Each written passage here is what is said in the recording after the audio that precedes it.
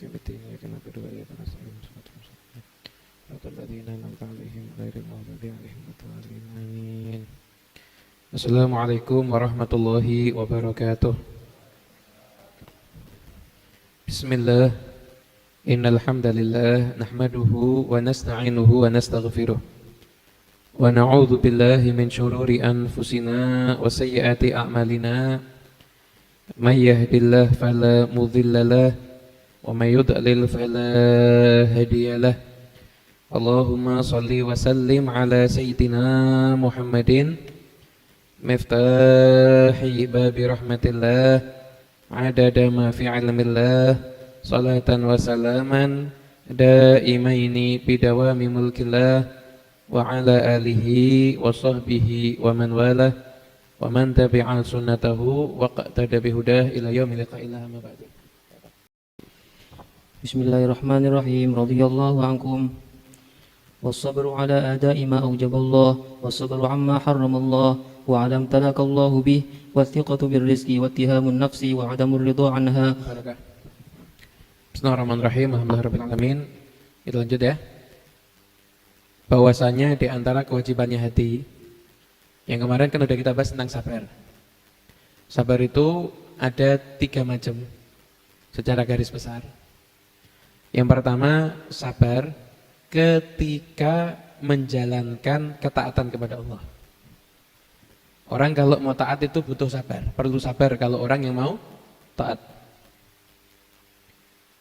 Anda nggak mungkin bisa mengerjakan sholat subuh kecuali Anda bersabar untuk merasakan bangun ketika masih nikmat-nikmatnya tidur, kemudian setelah itu meninggalkan aktivitas yang enak, tapi demi ketaatan Anda mau mengerjakan sholat subuh, itu butuh kesabaran. Ya, menanggung sesuatu yang tidak enak itu sabar, dan taat itu butuh sabar. Puasa Ramadan sabar apa enggak? Sabar. Kalau Anda tidak sabar, Anda nggak mungkin kuat untuk mengerjakan puasa. Butuh sabar. Intinya taat itu juga butuh kesabaran. Kemudian meninggalkan maksiat juga butuh bersabar. Juga butuh untuk bersabar. Kenapa? Karena maksiat itu sesuatu yang menyenangkan, disukai oleh nafsu kita. Tapi kalau kita bisa menjauhi perbuatan maksiat, itu memang sesuatu yang berat, dan yang menyebabkan kita bisa itu adalah ketika kita sabar di dalam menjauhi perbuatan maksiat. Jadi maksiat itu ditinggalkan juga sabar. Nah, antara sabar mengerjakan taat sama sabar meninggalkan maksiat, lebih berat mana? Nah, sabar meninggalkan maksiat. Makanya ulama mengatakan fi'lut ta'ah sama tarkul maksiyah, mengerjakan ketaatan atau meninggalkan kemaksiatan masih lebih utama, masih lebih afdal seseorang yang meninggalkan kemaksiatan. Masih lebih afdal seseorang yang meninggalkan kemaksiatan. Hanya sebisa mungkin dah.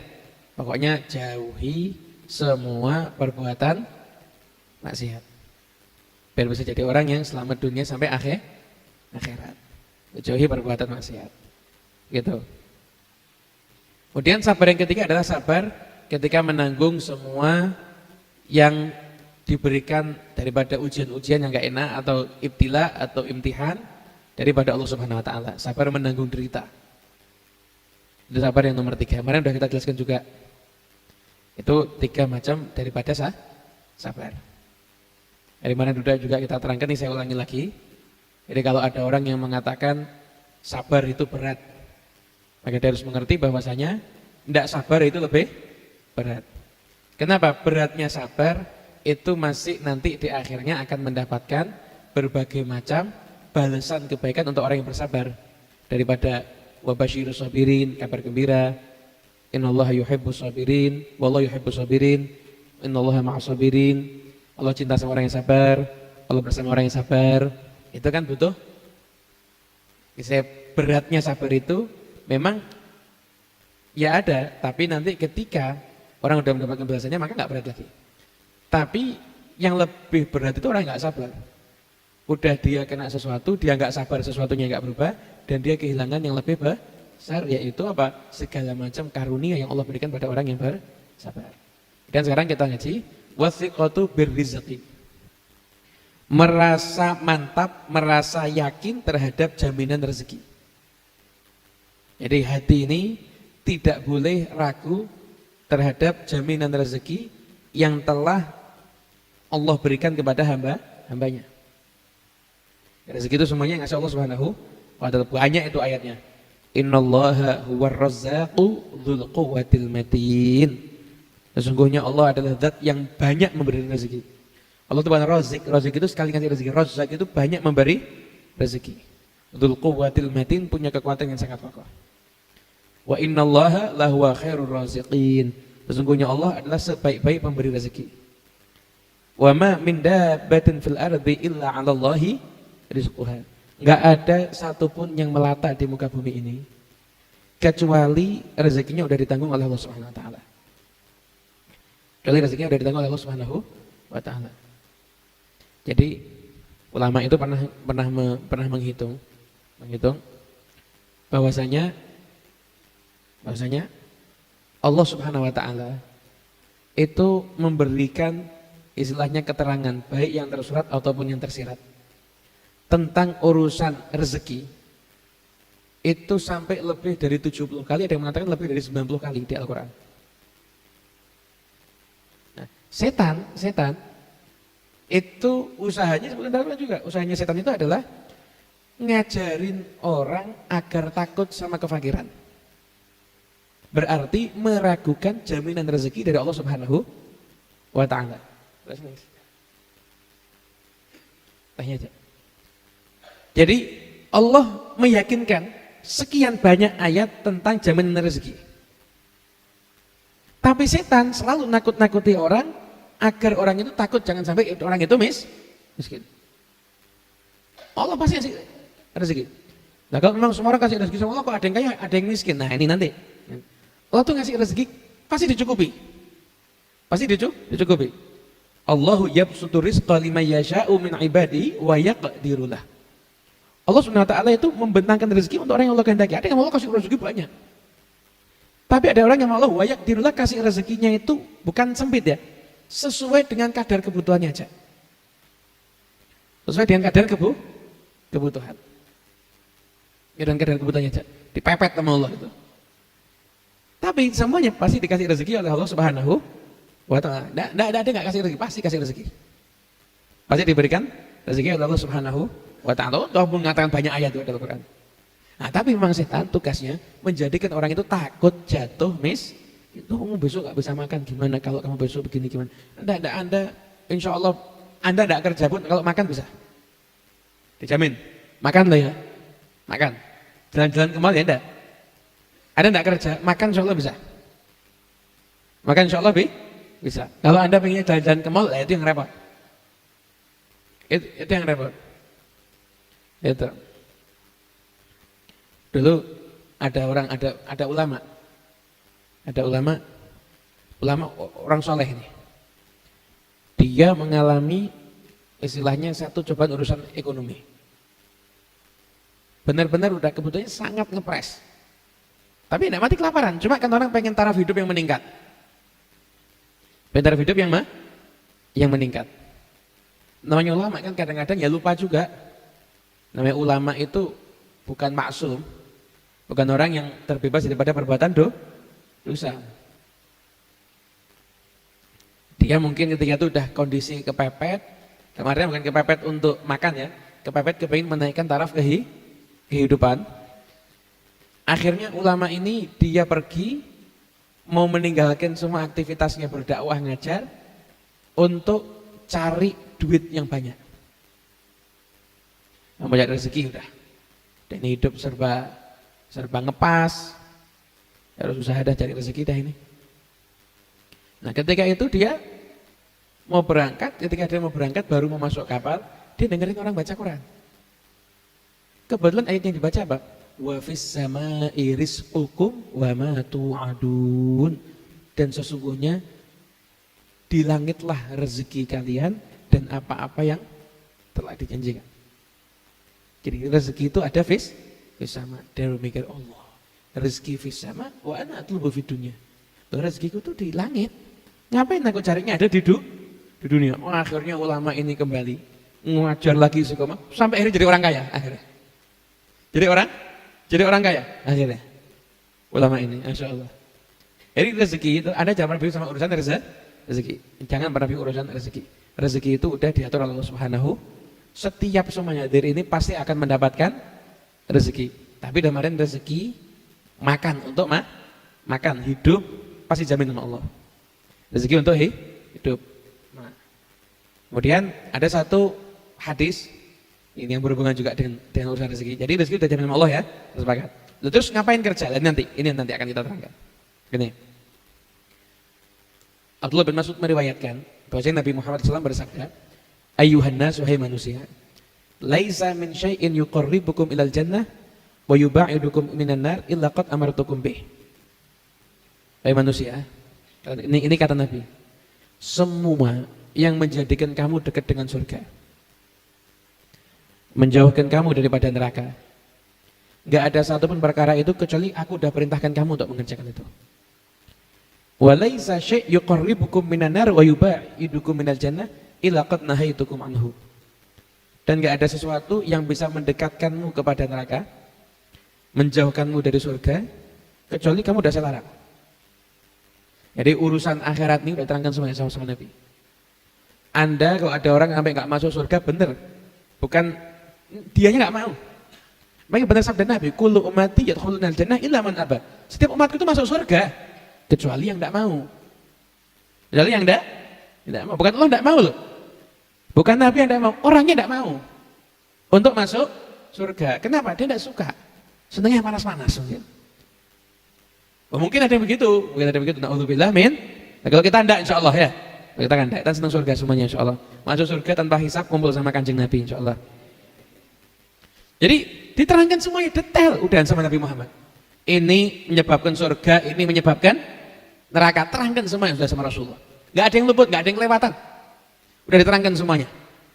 Makanya kalau sampai gak masuk surga, sampai masuk neraka, keterlaluan berarti ini. Ada orang datang ke rumahnya orang diterangin semuanya.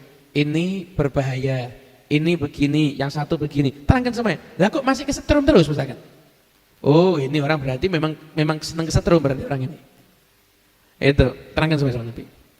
Wa inna ruhal amin wa fi riwayat inna ruhal kudus. Dan sesungguhnya ruhul amin, ada juga yang mengatakan ruhul kudus, malaikat Jibril, nafatha fi ru'i, itu seakan ini kalau bahasa kita berbisik di telingaku, ada bernafas.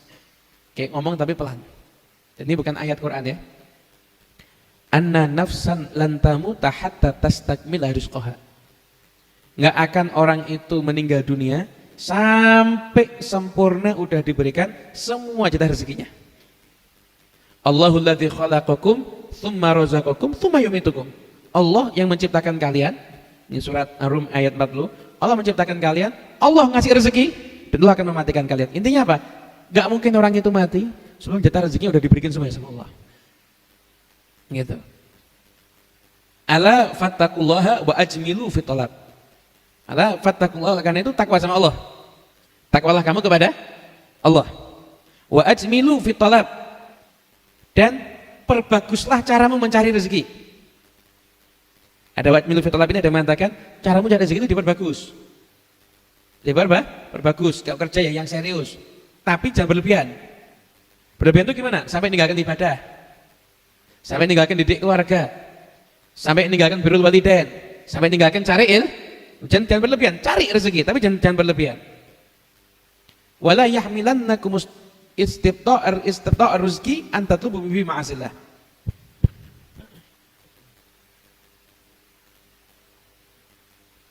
Dan jangan sampai menjadikan kamu terlambatnya rezeki kamu itu kamu mencarinya dengan kemaksiatan kepada Allah.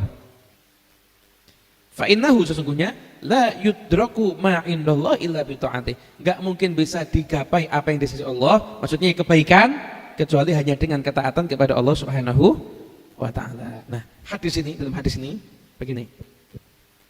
Manusia ini semua udah, kita ini rezekinya udah ada. Rezeki kita ini sudah ada. Tinggal sudah sampai apa belum itu aja. Rezekinya Ustaz Iis sudah ada. Misalkan Ustaz Iis jatah rezekinya 100 M. Amin insyaallah. Yang amin bisa dapat juga. Yang ngomong lebih banyak gitu loh. 100 M. Ini tidak, Ustaz Is tidak mungkin akan meninggal dunia kecuali sudah 100 M udah dia terima semuanya. Rezeki kita ini sudah ada. Rezeki kita ini sudah ada. Nah cuma sampai apa enggak gitu aja. Dan sampainya itu dengan cara yang bagaimana? Jadi rezeki itu setiap semua yang bermanfaat itu namanya rezeki. Halalkah haramkah itu namanya rezeki. Rezeki secara umum loh ya. Rezeki secara umum. Ingat ini, rezeki secara umum. Halal haram itu ya, ada orang maling dapat duit, ini namanya rezeki tapi haram. Jangan berharap berkah, jangan berharap surga. Jangan berharap ada manfaat yang positif. Tapi rezeki itu sudah ada. Tinggal mau digapai dengan cara yang bagaimana. Makanya wa ajmilu fi talab, makanya perbaguslah. Ada yang bilang wa ajmilu itu pokoknya enggak usah ngoyo, sudah ada kok. Dapat gitu aja. Nah, enggak ngoyo itu jangan sampai disalahpahami, usah malas kerja kan gitu. Maksudnya jangan ngoyo itu sampai kamu meninggalkan ibadah. Jadi ini bukan alasan untuk orang bermalas-malasan. Yang namanya orang laki jangan sampai tidak kerja, cari kerjaan. Dan sampai nganggur. Nabi bersabda, "Innallaha yuhibbul mu'min al-muhtarif." Allah mencintai orang mukmin tapi yang punya kerja. Allah tidak senang sama orang yang suka nganggur. Pengacara Allah tidak senang, pengangguran banyak acara. Acaranya dibuat dewi tidak manfaat belas. Yang laki-laki kerja, cari nafkah. Jangan kalau saya punya istri saya udah kerja kok Beb. Loh, kamu berarti tidak beres. Kamu tuh laki kerja, jangan nganggur. Kamu yang kerja. Perkara istri kamu kerja ngasih tambahan tidak ada masalah. Tapi kamunya jangan sampai tidak bekerja. Kamunya tuh harus bekerja. Kerja ikhtiar. Apa yang bisa kamu bisa lakukan itu. Kita ini tinggal di Indonesia ini tempat paling enak cari rezeki. Semuanya dijual laku. Nasi garing bisa dibuat karak. Dijual ya laku. Tidak ada yang mubazir di sini nih, insya Allah. Apa aja pasti bisa. Ya cuma tergantung kreativitas masing-masing. Anda bayangkan, dulu sebelum ada air mineral, orang kepikiran atau enggak jual air? Loh, air di mana-mana kok ya. Tapi setelah ada air mineral, laku keras apa enggak? Laku keras. Tapi memang air di mana, tapi kan enggak mungkin orang bawa air kemana? Mana? Kan ini kreativitas. Makanya loh, Nabi Muhammad SAW itu menganjurkan orangnya itu punya kreativitas. Ini kreativitas di dalam bekerja. Banyak ulama-ulama punya kreativitas dalam bekerja. Laits bin Sa'ad, ulama top. Bahkan beliau itu termasuk harusnya, beliau tinggalnya di Mesir, harusnya punya madhab. Jadi ulama yang punya madhab itu harusnya bukan cuma 4 ini. Bukan cuma Imam Hanafi, Maliki, Syafi'i, Hambali, bukan cuma 4 ini ya. Harusnya ada banyak, tapi yang bisa dipertahankan sampai sekarang hanya dulu Sufyan bin Uyainah punya madhab. Sufyan Ats-Tsauri juga punya madhab. Laits bin Sa'ad juga punya madhab. Ulama punya madhab. Penghasilannya itu kirim barang berkapal-kapal. Penghasilannya sehari itu kalau diuangkan itu mencapai mungkin cara ini MM-an, miliaran penghasilannya. Tapi hebatnya Laits bin Sa'ad ini tidak pernah wajib zakat. Tidak pernah wajib zakat. Aneh ya. Penghasilannya satu hari miliaran, harusnya zakat apa enggak? Itu kalau kita. Laits bin Sa'ad tidak pernah wajib zakat. Kenapa? Karena syaratnya zakat itu hartanya udah dimiliki selama 1 tahun. Ini tidak begitu dapat diambil buat makan, saya dibagi-bagi. Sampai pernah rajanya cemburu kok. Ini siapa tuh ini ulama ini? Kok nyumbangnya lebih banyak daripada raja? Itu hobinya juga ngasih ulama yang lainnya. Ini ustadz ngasih ustadz jarang. Pengusaha ngasih ustadz kan banyak ya. Ini ustadz ngasih ustadz ini jarang ini. Nah, dan saat itu gitu, hobinya ngasih. Sampai Imam Malik itu dikasih. Padahal kalau dalam dunia keilmuan bisa jadi itu rivalnya. Itu rivalnya dalam urusan dikasih duit banyak. Duit banyak. Gitu. Jadi ya kembali ke pembahasan ya. Jadi ulama itu kreatif dalam mencari rezeki. Cari rezeki, jangan malas. Cari rezeki jangan malas. Tapi yang kita dapat yaitu kita syukuri. Itu adalah bagian Allah untuk kita selesai. Jangan sampai ada pikiran mikiri takdir. Saya kan takdirnya udah ada rezeki, ngapain saya kerja? Ya kalau kamu berpikir begitu, rezeki kamu sesuai dari takdir, takdirnya orang yang malas. Dapatnya itu aja. Kenapa? Karena kamu sendiri yang malas cari rezeki. Cari rezeki. Itu. Beb, terus apakah muslim itu boleh jadi orang kaya Beb, berlimpah ruah hartanya? Loh, kalau bisa harus. Harus. Orang mukmin itu, muslim itu, Al-Quran itu, ajaran Islam itu kalau kita lihat, nyuruh kita jadi orang kaya. Anda lihat coba. Zakat. Itu apa orang miskin bisa? Tidak kan? Sampai jam setengah apa 9 gitu. Jadi, zakat apakah orang miskin bisa? Tidak kan? Haji? Tidak bisa. Yang bisa haji siapa? Orang kaya. Dan haji masuk rukun. Nah, berarti Anda diharapkan jadi kaya atau miskin? Kaya kan?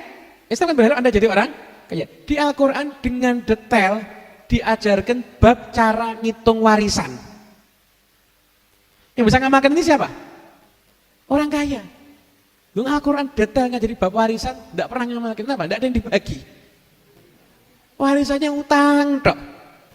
Tidak ada yang dibagi.